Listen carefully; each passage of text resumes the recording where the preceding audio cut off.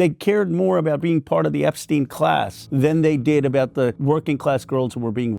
They were begging this guy to invite them to his parties, to his home, to his island. And that's what's sick. Like, how did we produce an elite like that? They need to be torn down. Whenever you brought forth the Disclosure Act, what was the first reaction of the DOJ? Wasn't it pretending that there were no files to begin with? They fought us every step of the way. They said Massey and I are cranks, that we're conspiracy theorists, that we have no idea what we're talking about. There was no client list. There is no credible information. If there were, I would bring the case yesterday. We got Lauren Boebert, Marjorie Taylor Greene, Nancy Mace to stand with us. They threatened them. They chased Marjorie Taylor Greene out of Congress. They called Lauren Boebert into the Situation Room, where the Attorney General, Pam Bondi, and others said, get off Khanna and Massey's discharge petition. They intimidated folks. Then when we got it passed, they went in a full court press to try to get every Republican to vote against it.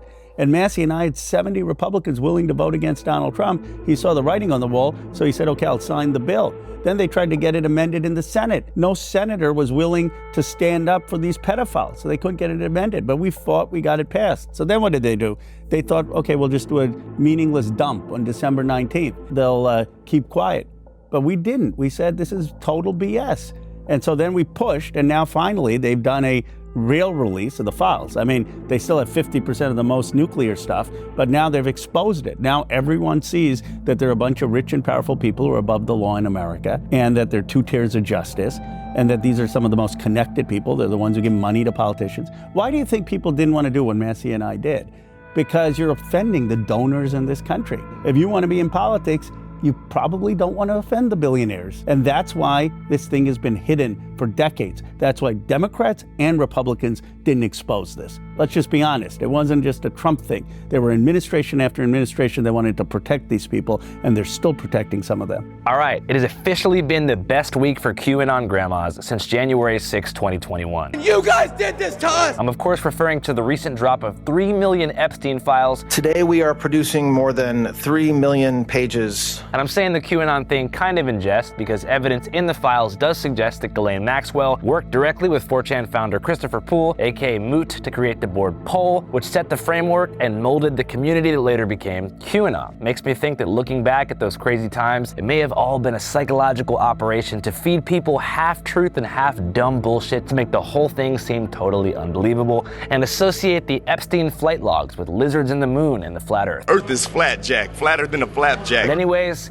yes, the Epstein files are very serious and extreme. They feature lengthy allegations and direct evidence pointing to child abuse involving some of the most powerful people on the planet, many of whom claim they had no connection to Epstein whatsoever, and even campaigned on the promise of releasing some of the files. It's been over 3 million documents, as I mentioned, which is a lot to take in, and I, like many of you guys probably, have watched some amazing coverage about certain documents, but have a hard time wrapping my head around what is in all of them. So I figured now was the time to bring somebody on who can give us all a very extensive breakdown about what's going on in the files and what may be coming next as far as judicial consequences for these 6 sadistic child traffickers. So today we're gonna have Congressman Khanna, an actual congressman, up in the building, somebody from the House of Representatives chilling in the House of Channel 5 to help us make real informational content happen. Khanna represents the 17th district here in California, which encompasses parts of the South Bay and Silicon Valley area. But before we dive into all that, I want to let you guys know that we are currently on tour and will be going on tour for the next 2.5 months. I'm hosting something called the All Gas No Brakes Channel 5 Carnival, which is a talent show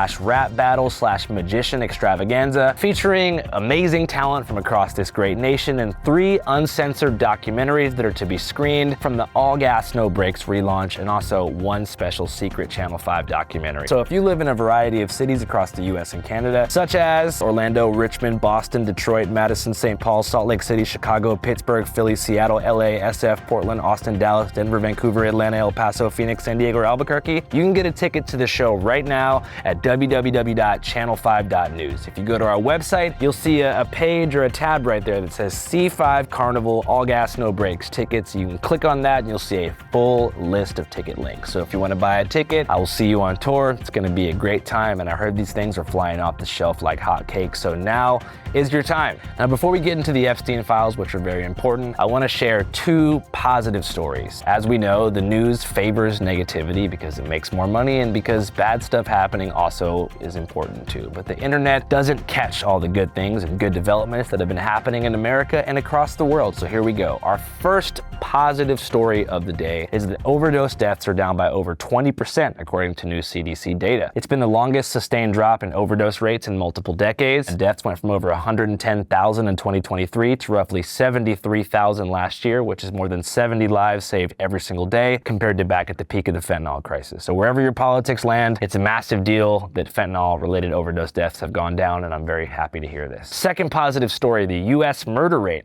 has hit its lowest level since 1900. In 2025, last year, murders plummeted more than 20%, the single largest one-year drop on record in modern American history. This year, there's even less homicides than last year, and by the end of the year, the rate is likely to land at about 4 per 100,000 people, which is just fantastic news. And cities that have a reputation for violence historically, like Detroit, Philadelphia, and Baltimore, are actually leading the charge and are on the track for their lowest murder rate since the 1960s. And San Francisco, also kind of a controversial city, is on pace for its lowest homicide rate since 1940. Also, other crime across the country is down. Carjackings are down 61% since 2023, and shoplifting is down 10%. But nobody really knows exactly why. I will leave that to the scientists. All I know is we have 2 great pieces of historic American news that have came out this week, and you all should know about them. Now, before we get into the Khanna interview, I want to remind you guys of something. The Epstein files are over 3 million documents, which is a lot of coverage to sort through as a news consumer. And depending on where you get your news, you'd think completely different things happen. For example, Fox News led their story with photos of Bill Clinton shirtless in a hot tub talking to Michael Jackson. Whereas if you look at liberal media, CNN led with how the files reveal close ties between Epstein and Trump's inner circle. So we have the same document drop being covered from 2 different angles. And when I'm trying to prep for an interview today like this one with the Congressman, I need to know exactly what's being reported by both sides of the media and of course what is being left out. So Ground News lets me see all of that in one place. So on the Epstein story alone,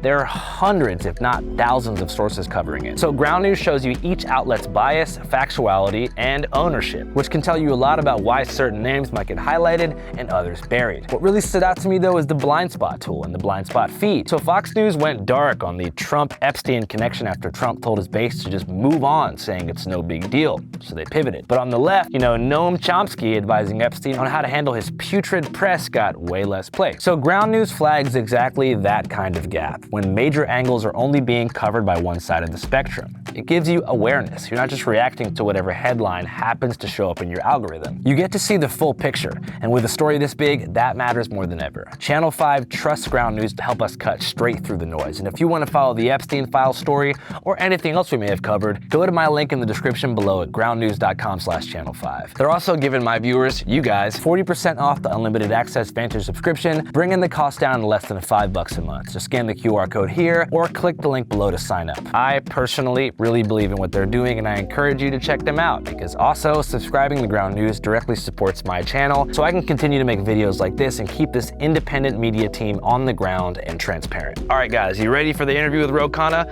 Let's get into it. Wait. One more thing. If you want to listen to this podcast on audio-only form, like if you're a truck driver and you have to haul America's loads across this great nation and don't want to look at the screen and crash or get distracted, you can go on Spotify, Amazon, Apple Music, and many other platforms to listen to this entire interview. Just look up the word Fivecast in all caps. You'll see a beautiful image of an autumn field with the Fivecast logo emblazoned on the front of that. All right, let's get into it. Thank you so much for making the time. I really appreciate it. Appreciate you. Yeah. Thanks for flying up on Super Bowl weekend.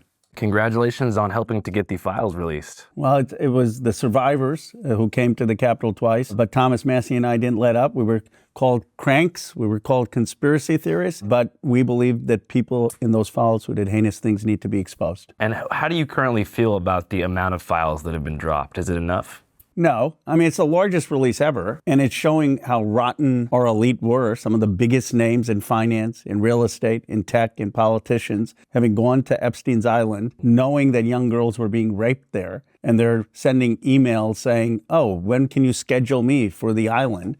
I mean, it's heinous, but about 3 million files haven't been released. I'm taking a red eye actually back tonight to D.C., and Thomas Massey and I are going to go in tomorrow afternoon to see some of these unredacted files and see why they blocked out names of people who have said, oh, I had a good time with a naughty girl, or I saw a 9-year-old Brazilian, and they have their names redacted. And why do you think some of those names may have been redacted? It seems that they're protecting rich and powerful people who committed heinous crimes. I mean, this is what people hate about this country, that there is a group of people, rich and powerful people, who are above the law. I call it the Epstein class. I mean, how is it possible that all these people knew Epstein? How is it possible they all wanted to go to his island? And they wanted to do it after he was a convicted pedophile. So before we get into the painstaking process of actually getting these files released, I think a lot of Americans have seen like little snippets of the recent file dump here and there, but are a bit confused as to how to wrap their head around this mass dump of information. Yeah. What do you think are the most important pieces of evidence that every American should see from the most recent file release? They should look at who all is in the files that emailed Epstein about going to the island. I've said all those people should be hauled in front of Congress. They're some of the biggest names in technology. They're some of the biggest names in real estate. They're some of the biggest names in finance. Partly they're benefiting because there's so many of them. There's so many people like Bill Gates. They just think that, oh, well, let me just hide. Let me go underground so people don't see that I'm actually in these files. But slowly they're all coming out. And each of these people who are in these files needs to be asked some basic questions. Why did you want to go to Epstein's island? Don't give me BS. Don't tell me, oh, you're there to raise money. I've raised a lot of money in my life. I don't go to islands where young girls are being raped to do that. You can do that in New York City at a restaurant. Why did you go there? What did you see happening? What did you participate in? What did you do? And they need to be answering these questions under oath. Who are some of the names that you think are most prominent that were in the most recent dump? Oh, look, I mentioned Gates as a name that was in the files. Just because they're in the files and they say that they went to Epstein doesn't mean that they're necessarily guilty, but they do need to answer questions. Why were they going to this island? What did they know? Who did they know? And there are tons of names. You know, I don't want to be out there saying the names because people may say, okay, he's just assuming their guilt, but they can just do a Google search and all the names will come up. But was there anybody in there that caught you by surprise? Gates caught me by surprise in terms of the explicit things. The fact that there's so many people from biggest names in tech caught me by surprise. Many of them are attacking me or upset at me. They're attacking Massey. The fact that there's so many people in New York, real estate moguls and finance folks, that caught me by surprise. I mean, what caught me by surprise is how many of our elite are in those files. It caught me by surprise that he's talking to someone who's close to the British Prime Minister and getting tips about Britain going to buy euros, and he's trading on that information. It caught me by surprise how close he is to world leaders, that he's commenting on the Indian Prime Minister meeting the Israeli Prime Minister, that people are talking to him about how to get access for foreign leaders in the United States. It caught me by surprise that he's got pictures of him with the CIA or meeting Will Burns, who's the head of our CIA. And you said that you're being attacked for getting these files released? Yeah, well, look at the number of people, the billionaires who've been attacking Massey and me online, on X, in cases of saying they're going to spend against us or try to oust us. Now, they'll find other reasons to say it. They'll say, oh, I disagree with Roe's position on calling out the genocide in Gaza, or I disagree that he wants to tax billionaires more. They won't say they're doing it because we're exposing the Epstein files. I mean, no one is going to say, yeah, we don't like Massey and Khanna because they're going after the Epstein files. But look at the people criticizing me and do a correlation between those people and people whose names are in the Epstein files. Look at the people who are spending against Massey and do a correlation if their name is in the Epstein files. And it's not rocket science why we have these enemies. As far as Epstein Island goes, do you see it as more of like a destination for powerful pedophiles, or do you think it's more like the center of a blackmail operation and a power broker base for somebody that was attempting to compromise various political business figures? We don't know. There's the honest answer. Julia Brown, who has done the most reporting on this, says that there are unanswered questions about Epstein's affiliation to intelligence, and we need to understand that. Frankly, we won't see that even in the unredacted files because a lot of that information is classified. What I've said is the President of the United States should put a trusted leader, like a commission, that can look at the classified information and do a report on what exactly Epstein's status was. We need someone who can actually go and look at the classified information and have a clean report who's trusted by the American people. But what we do know is that Epstein was raping young girls on this island. What we do know is that there were parties taking place at this island at the New Mexico Ranch in New York where young girls underage were being paraded around naked.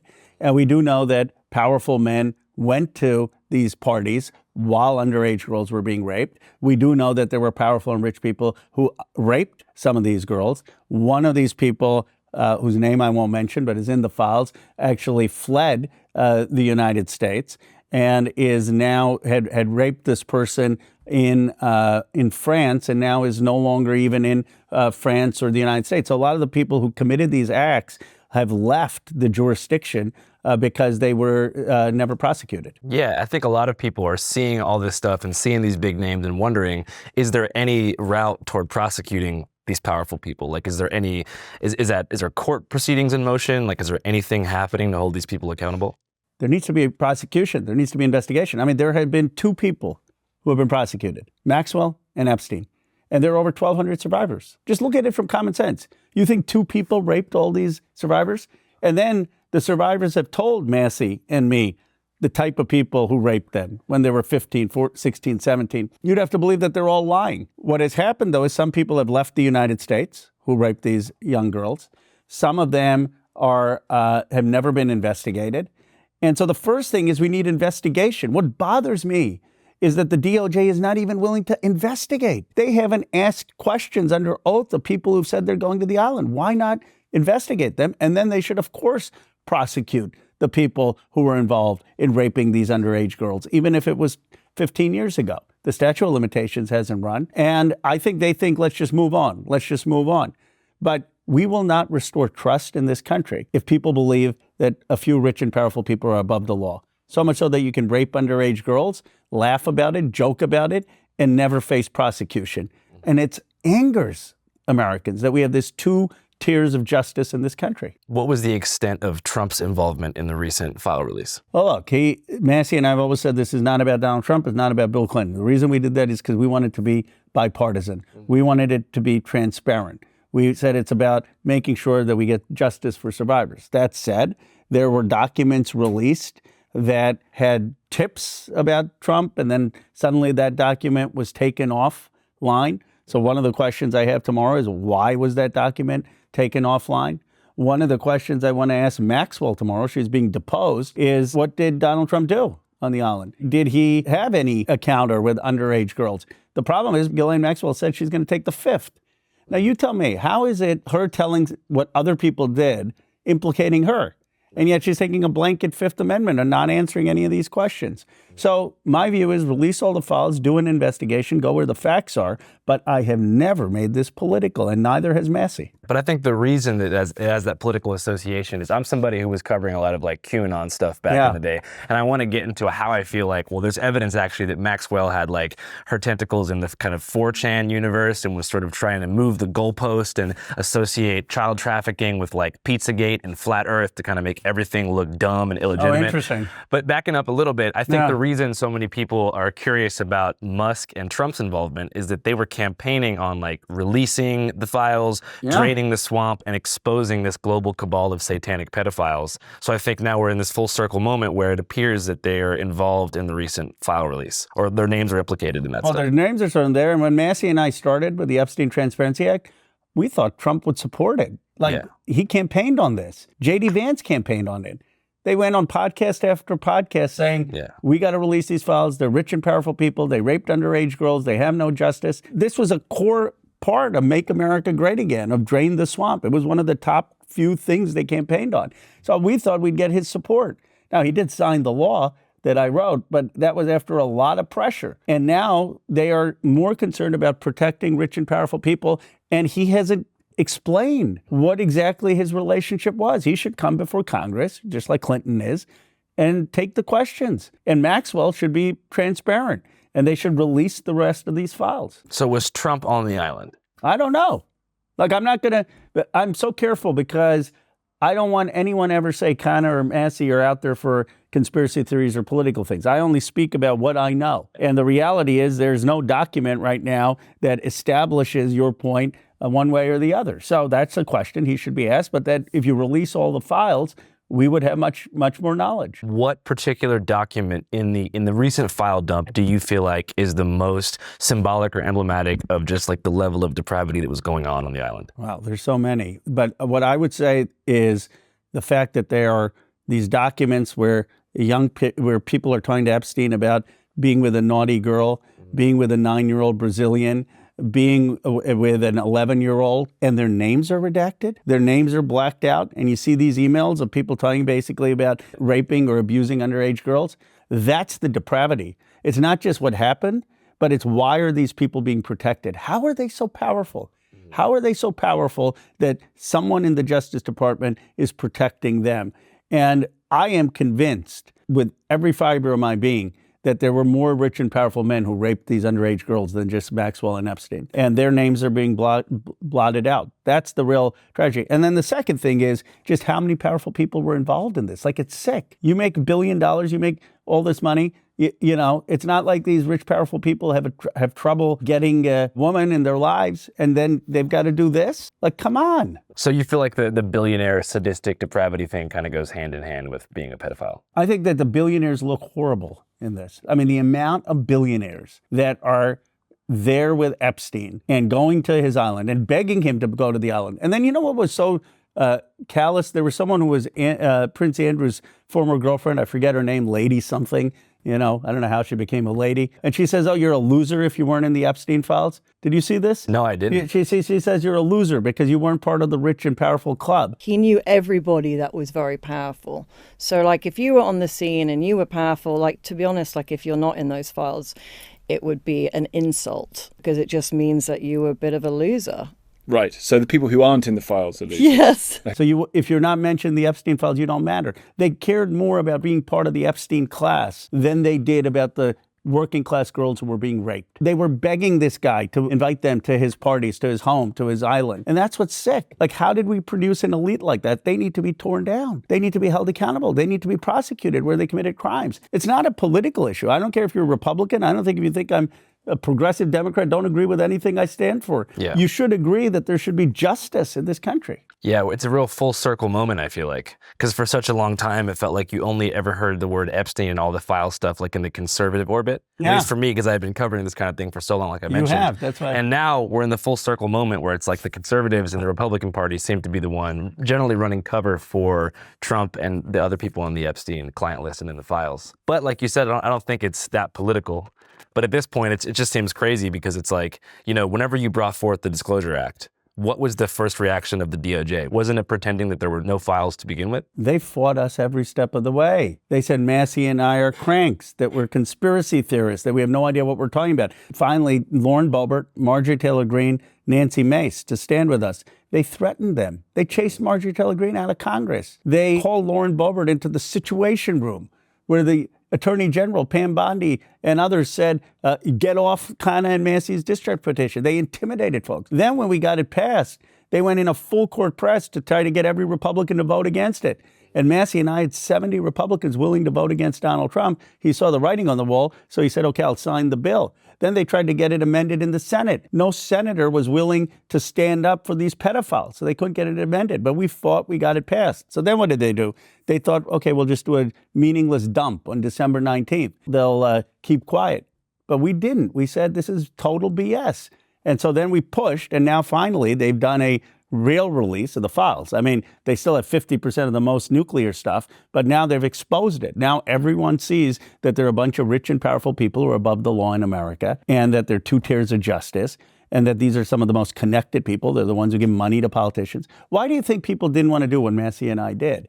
Because you're offending the donors in this country. You're offending the people who can write super PAC checks. You've got billionaires saying they're going to primary me. You've got billionaires spending money against Thomas Massey. If you want to be in politics, you probably don't want to offend the billionaires. And that's why this thing has been hidden for decades. That's why Democrats and Republicans didn't expose this. Let's just be honest. It wasn't just a Trump thing. There were administration after administration that wanted to protect these people, and they're still protecting some of them. So you built like a pretty much apolitical, nonpartisan, anti-pedophile coalition. Anti-pedophile and anti-rich and powerful people skirting the law. Yeah, like just because you have $1 billion, just because you get to have dinner with a president doesn't mean you get to rape underage girls. Like, isn't that kind of how we believe democracy in America is supposed to work? I know in the past with kings and aristocrats, They got to do whatever they wanted. They had harems, but that's not America. Like in this case, just because you have $1 billion doesn't make you better than you or me. Is there a way to prosecute people like Kash Patel, who tried to, basically say early on that there were no files to begin with and that Epstein wasn't involved in trafficking kids to anybody besides himself? Like, isn't that kind of like I don't know if the word is perjury or something like that? Well, look, Kash used to come before Congress and explain himself, but here's what he said. He said that they couldn't release any more files. But then he should have supported Massey and my bill, because Massey and my bill basically gave them the authority to go to the judges and say, look, we want to have the grand jury release. And instead, he just said, well, there's nothing we can do. And so I think he owes the Congress an explanation, and he owes them an explanation why he said what he did, why the law that we passed changed it, because there really were restrictions on FBI and justice for releasing files before the law. Yeah. It's our law that made it possible. But he certainly owes the American people an explanation. He should come before Congress and then he should answer and held accountable. Pam Bondi is coming this week. I mean, she should be impeached if we don't get the rest of the files. But it's not been a witch hunt, right?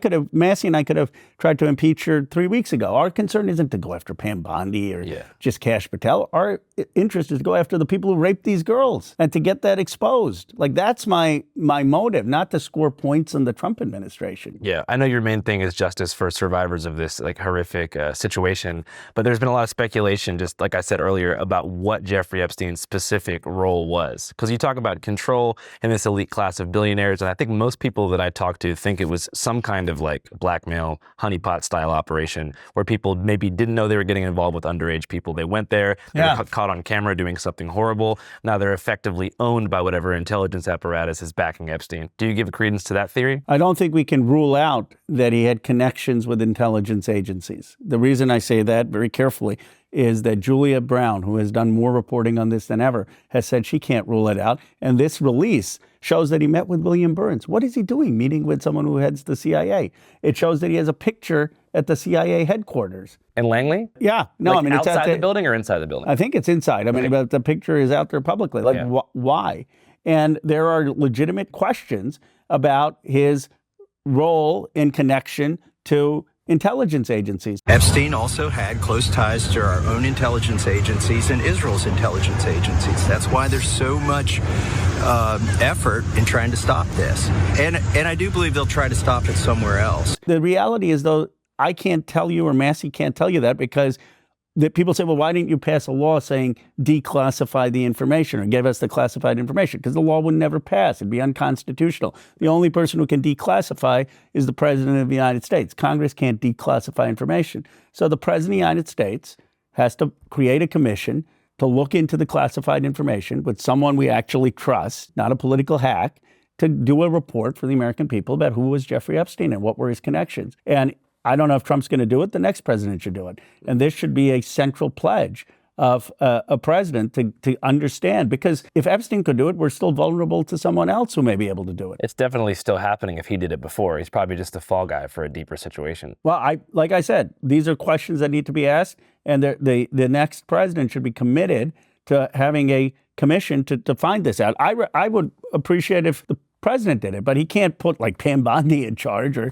one of his political folks in charge. Pick someone in this country, military background, intelligence background, who has the respect of the American people, to go look through the intelligence.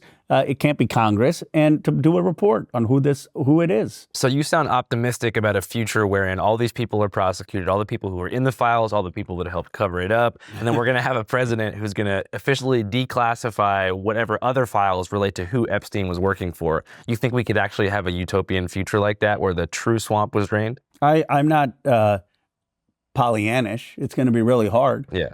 But I think this is the central issue in this country, because you can't have trust in government if rich and powerful people seem above the law. And if there's not one prosecution out of this, people are going to say, what's going on? Yeah. Because it's not like these people just embezzled funds. They raped girls. They showed up at parties where girls 15, 14 were paraded naked. Like, if you can get away with that, what can't you get away with? And if we are unable to expose and prosecute that, we're basically letting down the American people's faith in democracy. And that's why I think it is central. That's why Trump won, in part, because he said he was going to go after the two tiers of justice. He was going to drain the swamp. And that's what the American people want. That's why they identify with Bernie Sanders. Bernie Sanders has the same sort of message on not two tiers of justice. The difference is Sanders actually believes it. Trump, just got in there and now he's protecting the very people he said he was going to drain. Is there anything in the files about occult worship and Satanism and stuff like that? I haven't seen it. I mean, there's some people I've seen online. I mean, I haven't read all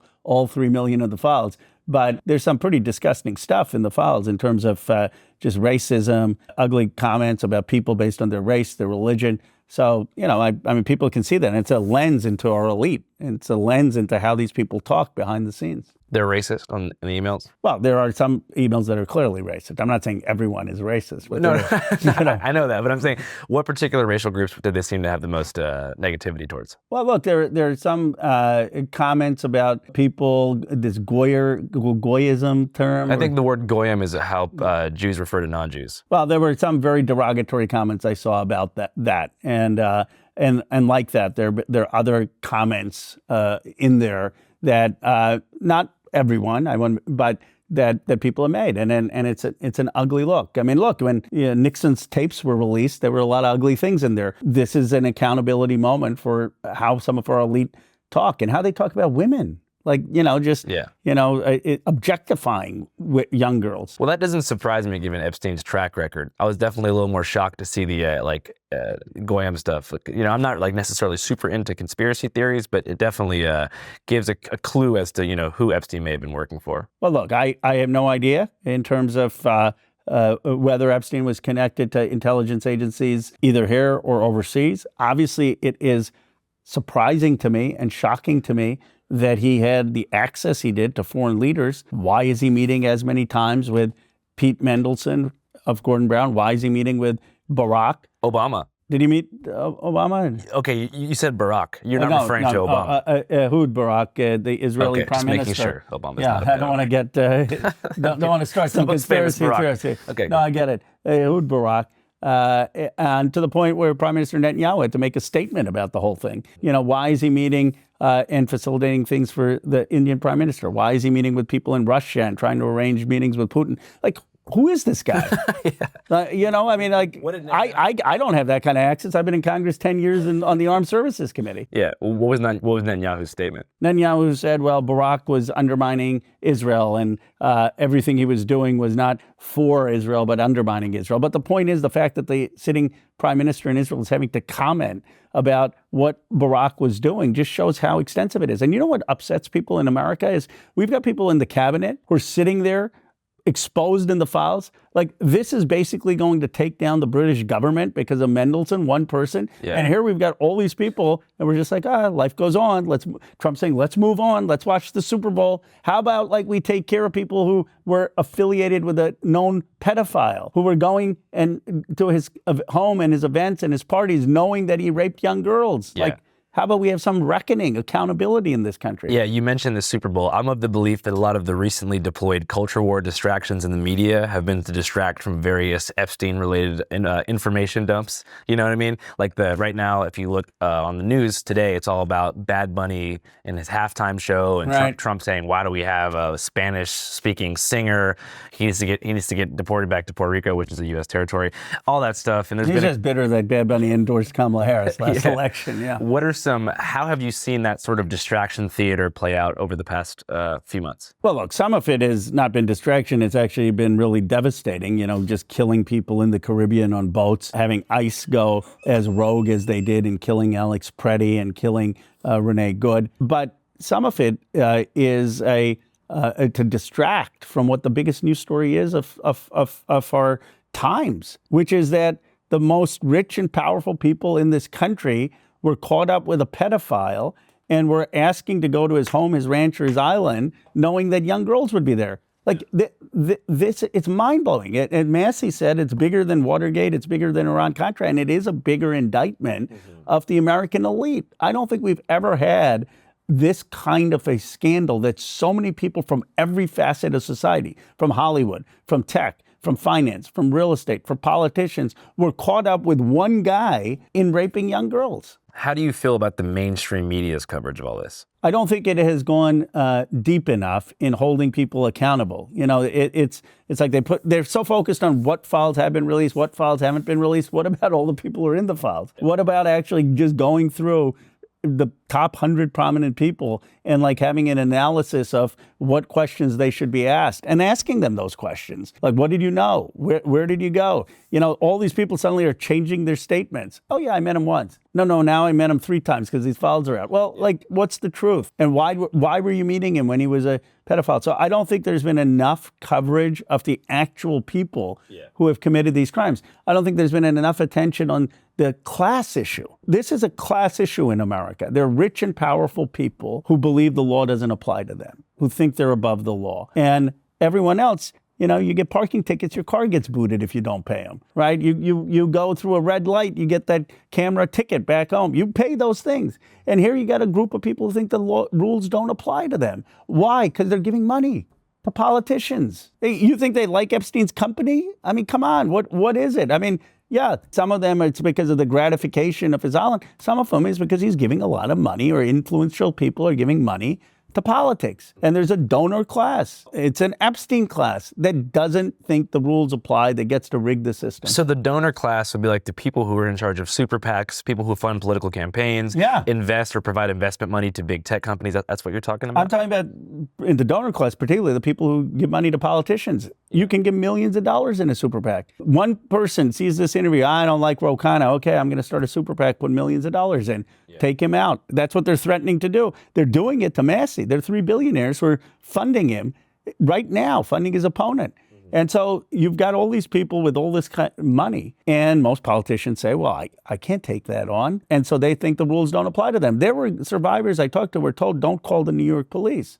Don't call the FBI, because those agents won't do anything against the rich and powerful. Maria made a complaint to the FBI in 1996, and nothing happened. And they called her a liar. And just because of the files we released, it came out that she was telling the truth, that the FBI sat on this for decades. Are there any super PACs that have targeted you specifically recently? There have been people who have said that they're setting up a super PAC, and we'll see if they, you know, I'm popular in my district and people like me, but there are certainly people on X and others who are organizing. There's a petition, a crowdfund petition going on to get other billionaires to support this. And New York Times had a headline saying they're targeting me to try to oust me this June. So yeah, I mean, you take risk when you stand up for these types of things.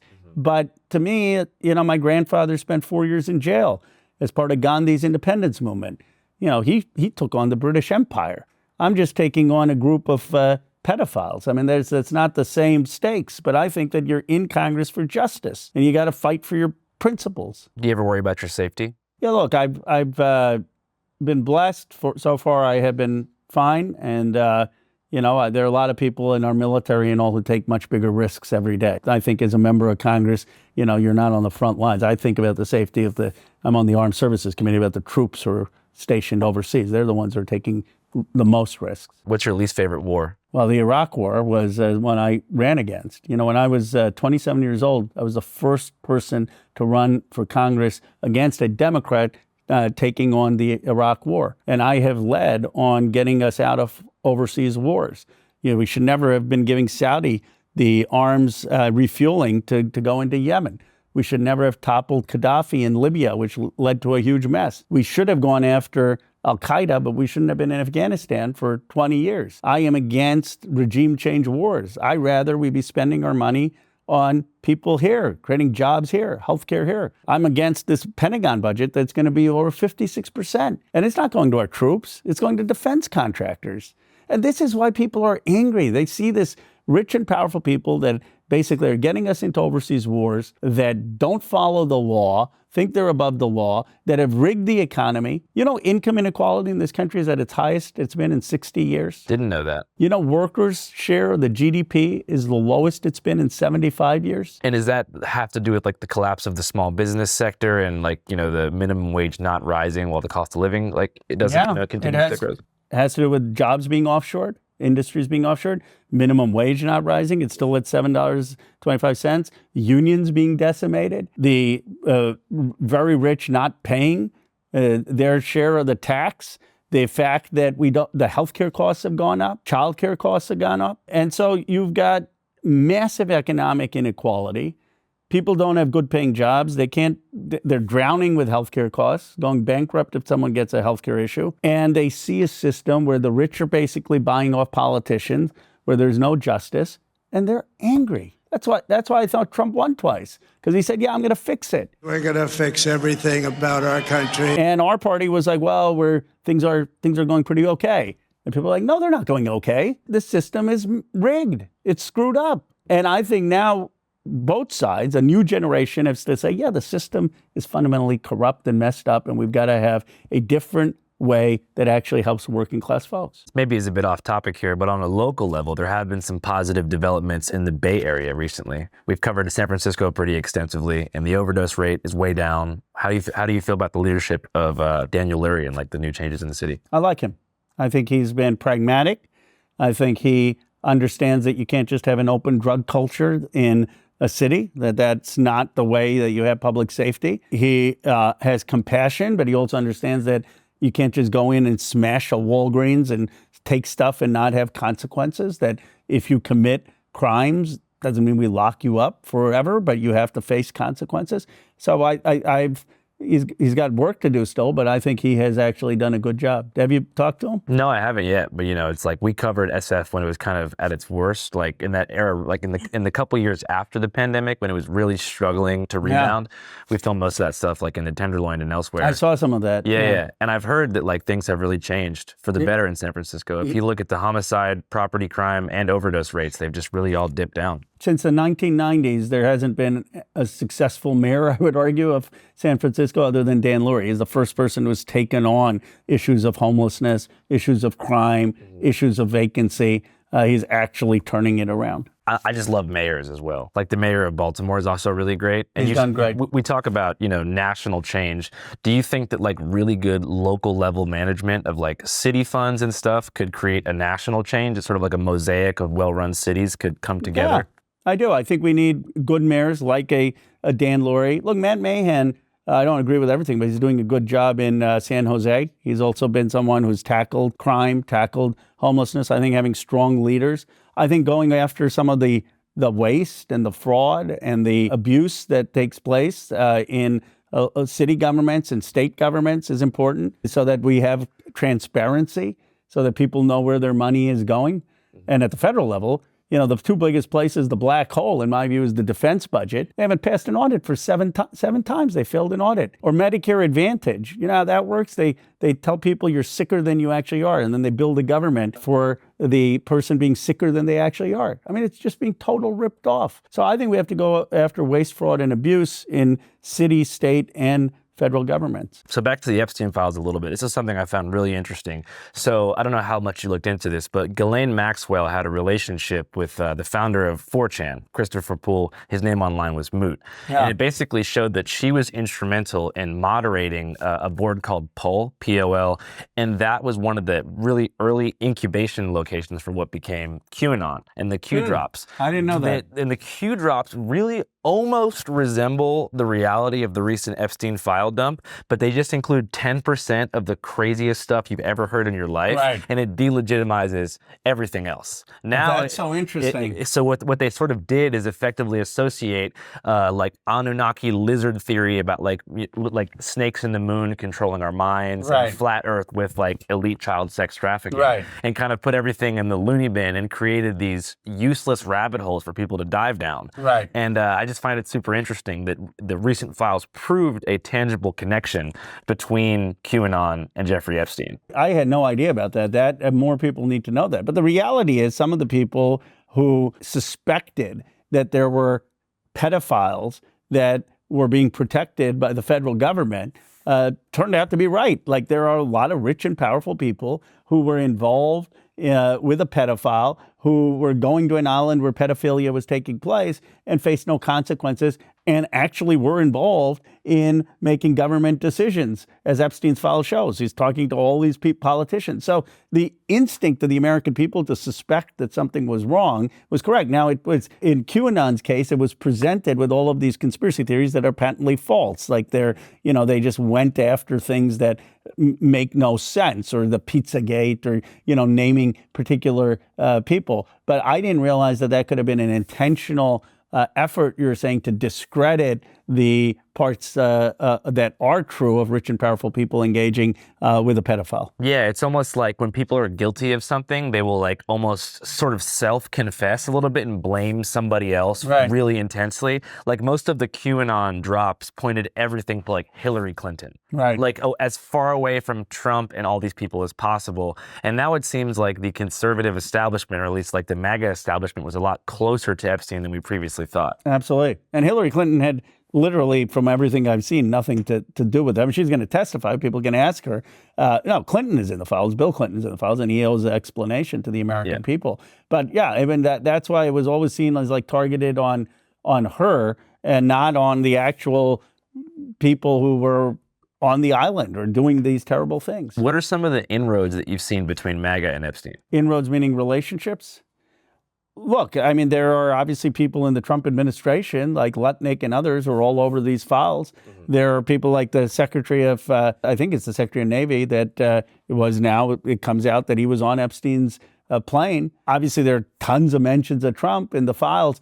There are people who are huge funders of his who are all over the files. People from Silicon Valley, some of these tech bros who funded him, all over the files. So the question is, what were they doing? What did they know? And how do you expose it? And the reality, there are a lot of Democrats too in there, right? I mean, and that's why it took both Massey and me. It took people saying, we're not going to care if this takes down our own party.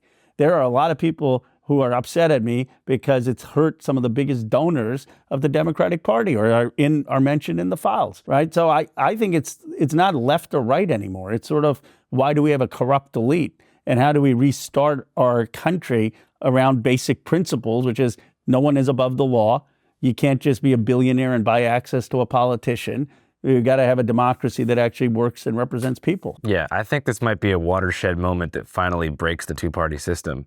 I mean, at least I hope so, because I'm of the belief that the elite class in the country has a vested interest in making sure nothing changes. Yeah. And that can be like establishment Democrats and conservatives.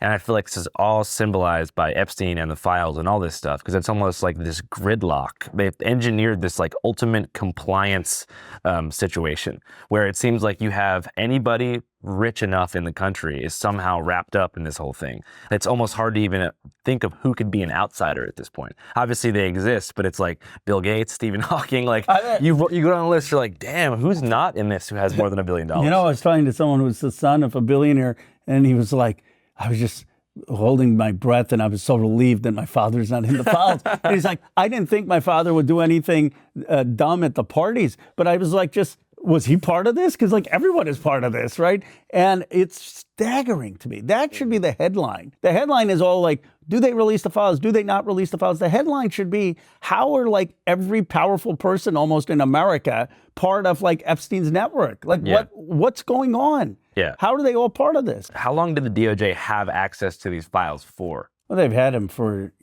decades. So multiple administrations. It's multiple administrations, and it's and this is where I've been honest. I've said that this is not just a Donald Trump thing. This is multiple administrations that have sat on this, that have ignored these survivors. I've gotten to know these survivors personally. Now, I first spoke out about this in 2019, but I didn't get passionate about this until this year, where I met with all these survivors, and I was like, wow, this country has really shafted them. Yeah. And they have been saying this since 2007. Their lawyers like Bradley Edwards have been talking about this for decades. And now I understand the reluctance to release these files, because you're basically exposing the American elite. You're exposing the people who fund the system, the political system.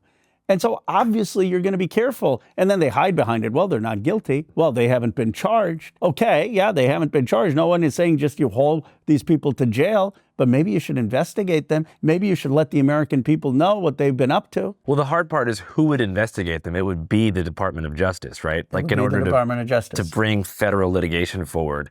But they'd have to sort of investigate themselves because they're the ones who've been ignoring all this information for so long. Well, look, they're two different things. There's a political leadership that has ignored the information, but there are U.S. attorneys who aren't taking orders from the political class. And if they just allowed for investigations to be opened up by some of the U.S. attorneys where people are being asked questions, not just because you emailed Jeffrey Epstein saying, I want to go to your mansion, I want to go to your island, I don't want to go to your parties, doesn't mean you're guilty of a crime. But don't you think you should at least be asked, did you go?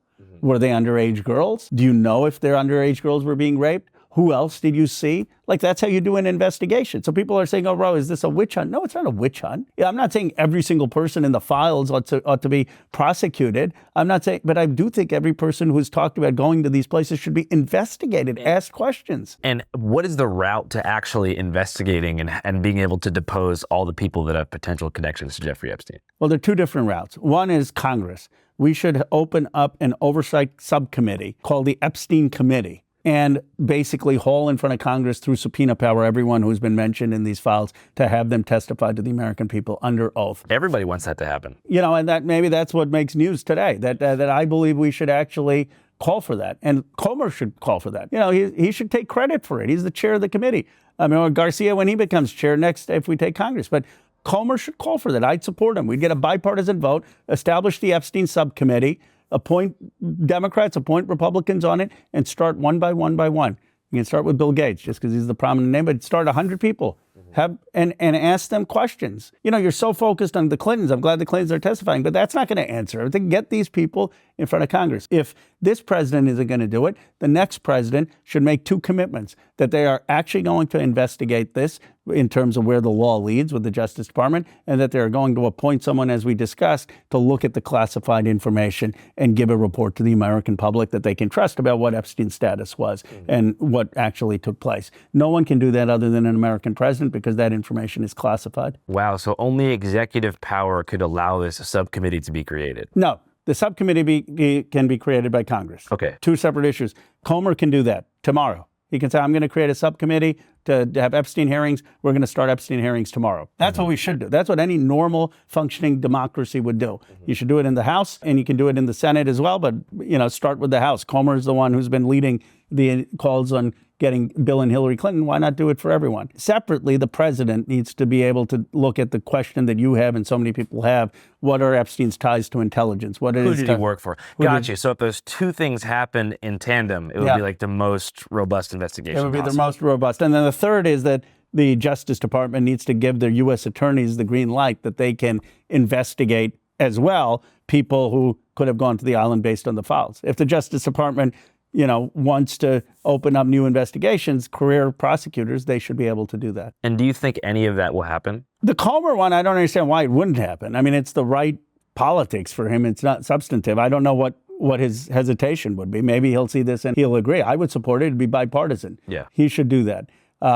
If he doesn't do it, then when we take back the House, Garcia should do it. In terms of the president, you know, it should happen, but maybe it'll take a new president. I don't know. I don't know why the president is hesitant to appoint someone when he campaigned on this. Or Vance should. You know what? Who's been silent in all this is J.D. Vance. Like, what happened to him? He's talking about Antifa somewhere. You know, it's like he campaigned on all this stuff. He was the populist, the hillbilly elegy. I'm going to be for the forgotten guy. No, I mean, like, that was his whole thing. Yeah, I remember. And, like, doesn't he want to have, like, does he, like, not have any statement on Epstein?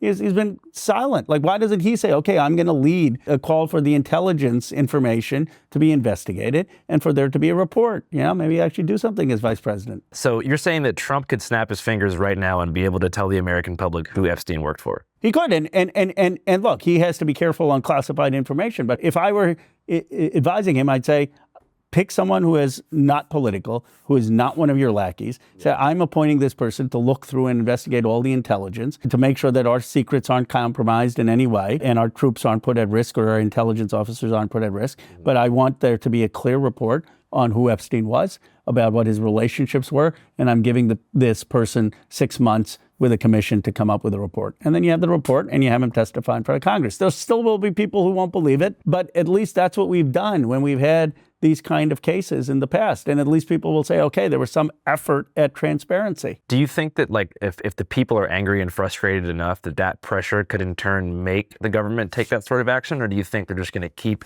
trying different distractions and moving the target and switching the goalpost to a different place forever until we just move on? They're trying the latter. It hasn't worked. Yeah. You know, they thought, they didn't think we'd be talking about this now. They tried, remember, they shut down Congress early over this. They shut down Congress in July to get Epstein to go away. They didn't think Massey and I would bring the survivors to the Capitol. There's no way Donald Trump thought he was going to sign Ro Khanna's bill, a Bay Area Democrat, that he's going to sign this Epstein Transparency Act. We forced a lot, not because Massey and I are some kind of legislative wonder kids, because the American people have been relentless. And as a result, we have half the files released. That's enormous. It shows the power of people still in this country. So if people continue with this kind of advocacy and concern and raising questions, then I think drip by drip by drip, we'll get some of these actions. If people say, okay, we've had enough, our attention span is done, let's move on, then it won't be possible. But I don't think that's the case. I think that these files have actually just deepened it. And people are talking about this in at bars, at Super Bowl parties. It's like gotten through to the popular culture. Yeah, how do you feel about some of the public reception and response to the files? Are you surprised? The biggest surprise I think people have is what we talked about, how many people are in it. Yeah. Right? Like, I think people felt like, okay, there would be a few names, and it's actually helping the people in it because there's so many, we can't keep track. Like, any one of these individuals would be a front page story. But I hope people see the ad that the survivors have done. It's a Super Bowl ad, but they didn't have the millions of dollars to put it on TV, so they can see it online. And they're talking about how they're not going to rest until the files get released, and that 3 million files being redacted is not right. And the thing that's been redacted is what everyone wants to know, which is, who are these people who committed pedophilia? Like, why are you redacting names of people in emails we're talking about 10-year-old or 8-year-old girls? So just to clarify, most of the redactions are powerful people. It's names they're redacting. It's names. I mean, look, some of the redactions may be legitimate. They're survivors who have to be protected. But you have email after email that has something talking about a naughty girl, an 11-year-old girl, and it said the email to Jeffrey Epstein, the to is not redacted, the from is redacted. Like, what are you doing, redacting, blacking out that name? Obviously, it's not a survivor talking about raping or abusing a naughty young girl.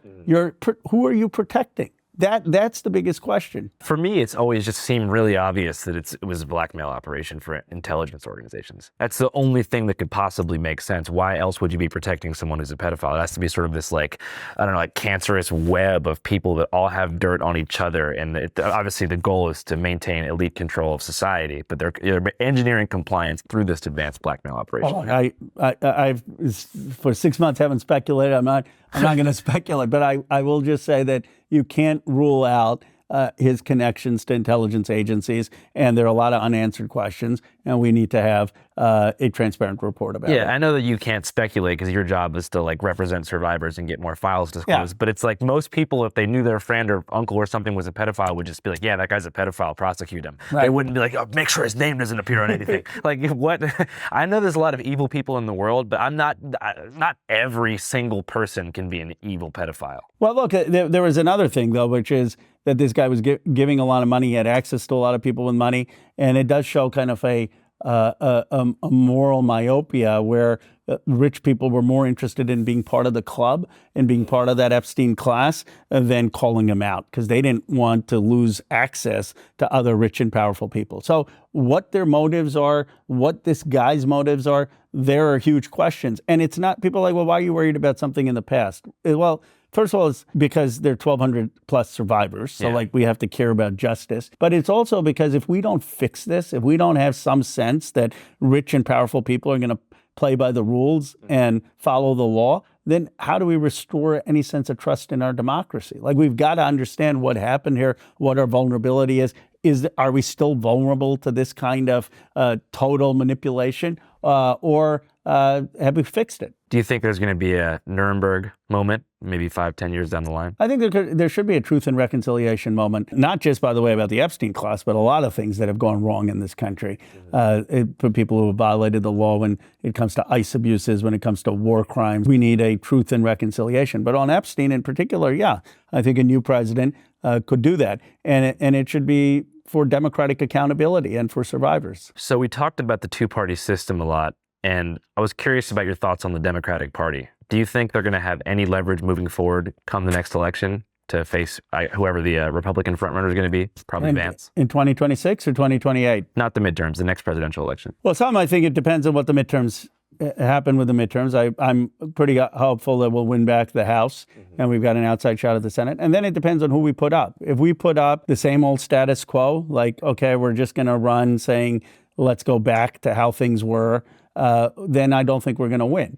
If we put up someone who comes from the progressive populist wing, the Sanders wing, like who's going to call out the corrupt elites, who's going to call out a corrupt class that has used money to corrupt politics, who's going to call out the income inequality, who's going to say it's not right that a third of the wealth is piled up in Rose District in Silicon Valley and people in this country don't have health care, they don't have child care, they don't have good paying jobs, and is actually going to be for change, then I think we'd win. I do think, I'm probably going to be, people will criticize me for this, but I think if Bernie Sanders was 15 years younger, he would walk into the presidency. But people want someone who is a change agent, who's actually going to take on the system. Is there somebody that comes to mind who you feel like would be a good fit? I think there has to be a competitive primary. This was one of the challenges that we didn't do in 2024 because of circumstance, right? In retrospect, Biden should have announced that he was not going to seek re-election. There should have been a competitive primary. My hope is there'll be 10, 15 people who will run and that'll actually be a person who has real change. But, people have a good sense of who someone is. Just saying, I'm the change candidate, I'm a young, good-looking person is not going to be enough. Like, where do you stand?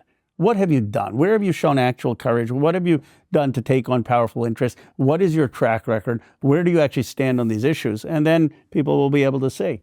You like Gavin Newsom? I've supported him for governor. We have differences on policy, but I did support him when he ran for governor. I guess the better question is, do you think he would have a shot at becoming president of the United States? Well, certainly he's one of the contenders. But I think there will be at least 10, 15 contenders. But the question is, if we go with him, he's been in politics since the 1990s. He's supported Hillary Clinton. I think the question is, are we going to have a change candidate, someone who's actually going to take on the system, or a status quo candidate? I don't believe we should be putting forth a status quo candidate. I'd rather we have someone who many people haven't heard of, and there are many around the country, who's going to be new, who's going to be fresh, who's going to be for change. Yeah. How do you feel about the assessment that he's kind of mismanaged California's tax revenue? Well, I think there's been certainly waste in California. Obviously the high-speed train that was supposed to be built 25 years ago still hasn't been built. Obviously we have one of the highest homeless populations, and we've been spending money ineffectively. That's just an objective look at California governance. Even he I would imagine, acknowledge that. Yeah, I'm never going to turn my back on California, but it is difficult sometimes, especially when tax day comes. And you're looking at your city and you're like you said, all these people are being underserviced, and you're just thinking about the massive amount of taxes, state taxes and stuff. When I first succeeded as a small business owner here, when the company brought in a certain amount of money, it was I owed the IRS $100,000 or something like that. And that was it really was a frustrating moment for me. And I know so many young people who are successful, who are leaving California the first chance they can to go to a state that's more, friendlier to small business owners who aren't, because it's weird, because it feels like if you're uber rich in California, then you're good. You don't have to pay anything. But if you're on the way from working class to a successful point in your life, it's really hard to climb that ladder here. Well, I totally agree with you. I think we should be taxing the billionaires more in this state, instead of some of the people in California are saying no, don't tax the uber rich, and yet the burden is often falling on small business owners. Yeah. And then people look at it and they say, look, it's not effective. We have one of the highest poverty rates in the country when you factor in cost of living. Energy costs are way too high in this state because of PG&E. The housing costs are way too high in this state because we haven't built enough housing. The childcare costs in this state are too high. And then you don't have enough good paying working class jobs. And so the there are issues that, we'll see who. Do you like someone for governor who you have in mind? I can't think of anybody. That's kind of the issue. But I just know that I'm not going to leave California. I'm sticking it out for the long haul, because I really think it's the best state. It's like its own country. But so many people, like I tried to live in Arizona for like 6 months, just came right back. Well, I love California. I mean, look, it's not just the weather. It's also people from different parts of the world and living in harmony. It's a sense of innovation and risk-taking. But it's got to be in partnership with other parts of the country. Like I grew up in Pennsylvania. I loved growing up in Pennsylvania, right? And like we can't look at ourselves as apart from the American story. It's sort of being, what are we going to do for the broader country? I also grew up in Pennsylvania. You did? Yes. Where were you born? Philly. Oh, that's where I grew up in Bucks County in Ben Salem. Oh, nice. I was born at Bryn Mawr Hospital, but I grew up in Fairmount. So we're both Pennsylvania kids in California. Look at us. Look at it. And you're a little more successful than me. I don't know about that. You got much more virality. You're a congressman. Isn't there only like 435 congressmen? Yeah, but how many successful like podcasters are there? Probably less than 50. That's true. You know what the dumbest thing politicians do is start their own podcast. That's like no one cares. No one wants to hear a politician on a podcast. So. But do you ever wake up and look in the mirror and just think, "Damn, dude, I'm a congressman"? I do sometimes because I'm Indian American. And I'm of Hindu faith, and my parents are immigrants. And I was told until I was like 25 that I couldn't get elected to anything in this country. And when I think about my story, I was born in Philadelphia, grew up there, and represent now Silicon Valley, the wealthiest, most innovative place arguably in the world. Yeah. I think, this is still a pretty decent country. A lot of things can happen in this country. So as far as Hindu faith goes, like what does that look like? Is there a place that you go to worship, or it's more just like It's more spiritual. I mean, when I was young, I would go to the temple. There's Hindu temples, but I call myself a Gandhian Hindu. I mean, the Hindu faith really influenced Mahatma Gandhi, his principles of peace and justice, and that influenced Dr. King in this country with the nonviolence movement. Yeah. For me, the Hindu faith teaches me like you do your duty and you don't worry about the consequences. And that my faith actually, I think, really influenced how I took on this Epstein stuff. Like I felt that the survivors were wronged, and I had to do justice, and I wasn't thinking about how's this all going to play out. Now, it turned out that we got the law passed, and it turned out I've upset a lot of people. But like your faith gives you that sense of, okay, you're going to do what is your duty. Yeah, it's especially important right now. I don't know how much time you spend on Instagram and on X. Hopefully not as much time as I do. But there's a lot of weird Indian hate stuff happening online. Have you seen some of that? I see some of it on X. Just I see some of it fear mongering about an Indian takeover of Canada. Is that what I usually see is every comment they'll be criticizing me, and then they want deport Ro Khanna, and I'll have to be like, well, I was actually born in Philadelphia in our bicentenary. But I think some of the anger at the Indian American experience is that there are a number of Indian Americans who've done very well, who through hard work, through good fortune.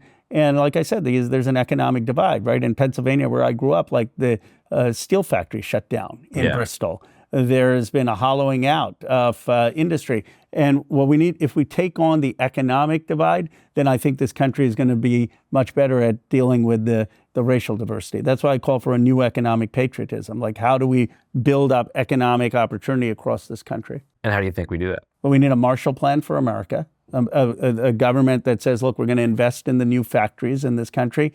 We're going to invest in 1,000 trade schools in this country. We're going to invest in the new care jobs, nurses, childcare, elder care, a lot of that in these communities.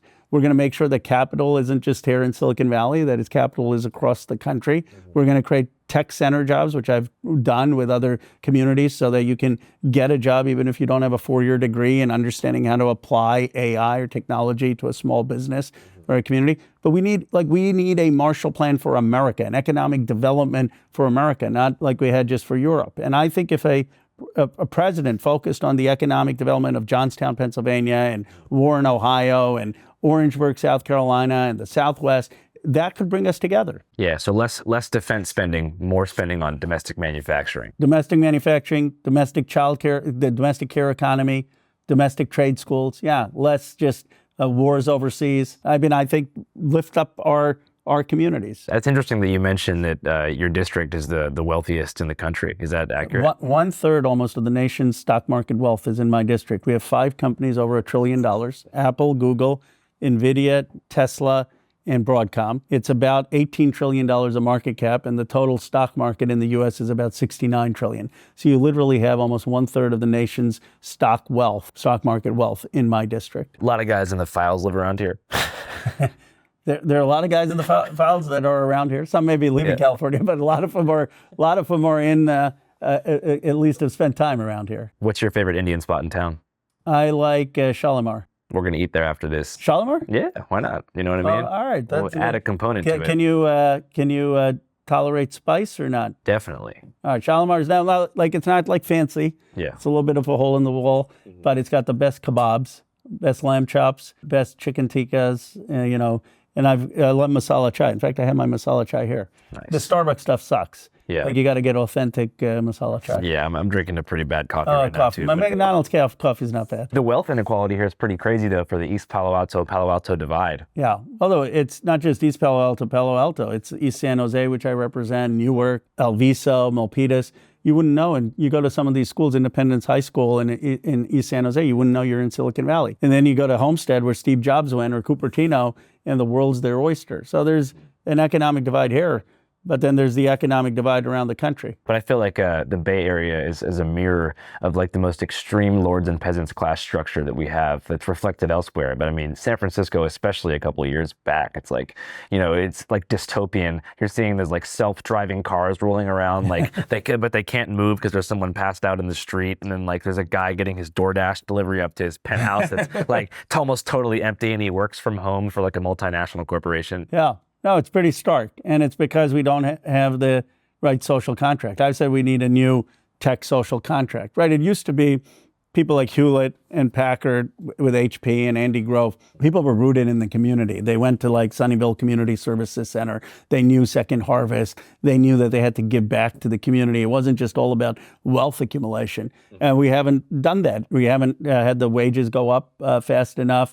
We have not had people get the health care they need. The biggest issue is the housing, though. The cost of housing has been astronomical in this state. Is that because of NIMBYism? I think it is NIMBYism. It's because we've let private equity buy up single-family homes. It's because there has not been, in my view, any rent caps. Like, it's fine to say that while we're building new housing, we want to have a rent cap. I mean, in San Jose, 40% of some people's salary goes into rent. So it's a combination of not building enough, letting private equity buy, not having rent caps. And then when you have such extreme wealth in a place, you're going to drive up the cost because people are bidding for housing. Private equity like BlackRock? You're talking about massive real estate firms? Massive real estate firms, Blackstone, others that have bought. Oh, I mean Blackstone. Yeah. But it's all kind of the same. It's all the same. I mean, they should ban that. They should ban it. Even Trump is saying, let's ban it. Now he's coming up and saying, let's ban private equity for buying single-family homes. And that's affecting my area. It's not the only thing. I don't want to demagogue it. It's like you got to build more housing. You got to have some kind of rent cap. You've got to make sure that people have a higher salary if they don't have a 4-year degree. And you got to bring down the cost of childcare, which is a huge expense here. And you've got to bring down the costs of healthcare. But those are the things that make middle-class, working-class life very hard in California, and that have created like a bifurcated structure. It's like that. This is why we have a really silly debate. Anytime people criticize California, the California defenders say, yeah, but we got all the big companies and all the manufacturing and all the wealth generation, all true. And then the people who dislike California say, yeah, but the cost of energy is really high and the cost of housing is really high and the wages aren't keeping up. That's also true. And the reality is we have a bifurcated economy in California, and that's why we need a new social contract. So you're going to D.C. tomorrow? Tonight, red eye. Yeah. So you're taking the red eye to D.C. tonight. You're going to look physically at Ghislaine Maxwell tomorrow. I am. Have you seen her before? Just on TV. So you're really going to look at her? Well, I'm told she may be on video on Zoom, so we'll see. I don't know if she's coming. And it's completely wrong what they're trying to do. There's blanket Fifth Amendment. They want to basically say she's taking the Fifth Amendment to everything, not going to say anything. So today I actually sent Comer 7 questions that I want to ask, asking like, is she really going to take the Fifth Amendment to this? Like telling us whether other people who the co-conspirators were, what their names are? Like, how does that implicate her? Or telling us who else on the island raped underage girls. How does that implicate her? Like it's so, you know, she answered all the questions when Blanche interviewed her, but now she wants to take the Fifth Amendment. So we'll see what we find out. And you're going to get to look at the remainder of all the files. Yeah, in the afternoon, Massey and I are meeting up. We're going to go together to Justice, and we're going to start to see the remaining of the files. What are you expecting? Just like more of the same? Well, I mean, the first question I'm going to ask is why are these blacked out names, right? They don't let you take staff. They don't let you take in electronics. I'm printing out literally the places I want to see, the documents I want to see. And when you say ask, you mean like the librarian kind of who works Yeah, there? I mean, we'll find out how much access, how we'll get it. But do I physically have to sit there typing in these names and the searches? You know, they're making it very hard because they don't, usually you get to take in staff like lawyers and others who are adept at this, who studied this. Now, Massey and I are going to do what we can. But the biggest questions I have is like, why are names blacked out of people who have sent some of the most incriminating emails at first glance? I mean, if there's an innocent explanation for it, I'll let you know. I can't think of one, but I always go in with an open mind. I'm curious to see who wrote that email that was like, hey, hope you're doing good. Love the torture video. Have you seen that one? I haven't seen that one. I'll put that on my list. It's like the weirdest email I've ever seen in my life. It's like, hey, hope you're having a great weekend. Love the torture video. Talk to you soon. It's like, what's wrong with these people? Yeah, seriously. I mean, some of the stuff is sick. I mean, it's like it's not just that they did really gruesome things. It's that they like take pleasure in it or joy in it or a sick thrill in it. Yeah, I mean, I feel like to accrue that level of influence and capital, you already have to have like taken advantage of so many people. That's just my theory about that. So Right. I think maybe by the time they just have these like freakish control fantasies that extend to like sadistic tendencies. I always imagine like their souls are just like so rotten that they need to do the worst thing ever to feel something. Yeah, or maybe it's like that they need something that's so forbidden, that's so out of normal human life. But it's almost like it's not just that they're above the law. They revel in being above the law. That's their thrill, that they are, you know, Ubermensch, or these kind of superhuman, that the rules don't apply to them, that those of us who live by the rules, it's kind of weak, right? That's how they almost look. And someone once said to me, like, well, they would be the conquerors in a different age. Now they're just building wealth. And a lot of conquerors didn't think the rules applied to them, right? They would do heinous things like rape girls and plunder. Like Genghis Khan, the Vikings, etc. Yeah, or just conquerors in America, in world history. And these folks think that they're superhuman. And the whole democratic project was against that, right? It was supposed to be that everyone is equal. And that's why this cuts so deep into our culture. Have you looked into why Bannon and Epstein were so close and how Bannon had such like unfiltered access to him? Like, I don't know. I haven't focused as much on that, but obviously he's all over the files, and there's questions of how he was trying to rehabilitate him, I think, on some video. No chance. And I don't get it. I don't understand what the fascination was. You know, he'd be someone also who would come before the Epstein oversight committee that we should have. Like, bring them all in, have them answer questions to the American people. So what are the main things you're hoping to get out of tomorrow? I'm going to go specifics, which is if I'm focused on 10 emails, maybe, like, can I get the names for those 10 emails and understand why they're redacted, and then understand what I'm allowed to say, you know, what Massey is allowed to say if they have been redacted, you know, just push for them to be unredacted and get the information out there. But the reality is, what I'm trying to understand is what's the motivation of protecting people? Who are they protecting and why? And anything I can get to that will be a step forward. This is one of the foundational questions when it comes to all Jeffrey Epstein-related matters. Do you think he was murdered, committed suicide, or that he's still alive? I personally don't think he's still alive. I was in the camp of 100% that he committed suicide, but I don't know anymore. I now have questions based on these files about what happened, and I'm less certain that we know everything based on what has come out, based on some of the conversations I've had with survivors. What makes you think that he can't be alive? I can't rule it out like as a total possibility, just from what survivors have said and others have said. If you were to ask me, I don't think that's the case. Yeah, but obviously, you as a elected official, you can't go down the conspiracy rabbit hole. But it's very easy to do, especially with 3 million files. Well, the problem is that this is what's happening is, if you do a selective release, you're just opening up more and more questions, and it's not good for those of us who don't want conspiracies. But Massey and I have been very careful in not doing that. It's why we genuinely have a lot of trust amongst people and amongst the survivors to be pursuing this, because none of this would be possible if it weren't for the survivors. And if I lose the trust of the survivors, then I'm no longer going to be effective. Do you have a final message for the American people who are, hoping that at some point they'll get full disclosure and transparency from the government? This is the fight of our times. This is one of the largest scandals in American history. It goes to two tiers of justice, the rich and powerful in this country feeling they're above the law. It is shameful and disgraceful that the most influential people in finance, in tech, in Hollywood, in politics were enmeshed with Jeffrey Epstein, that they were doing this when they knew he was a convicted pedophile. They were asking to show up to his home, his ranch, or his island, knowing that young girls were going to be there. And this entire Epstein class needs to be held accountable. There need to be investigations and prosecutions, and the entire Epstein class needs to be out of our politics. No more of their super PAC money and their money controlling politics. And we need a new start, a new moral beginning in America.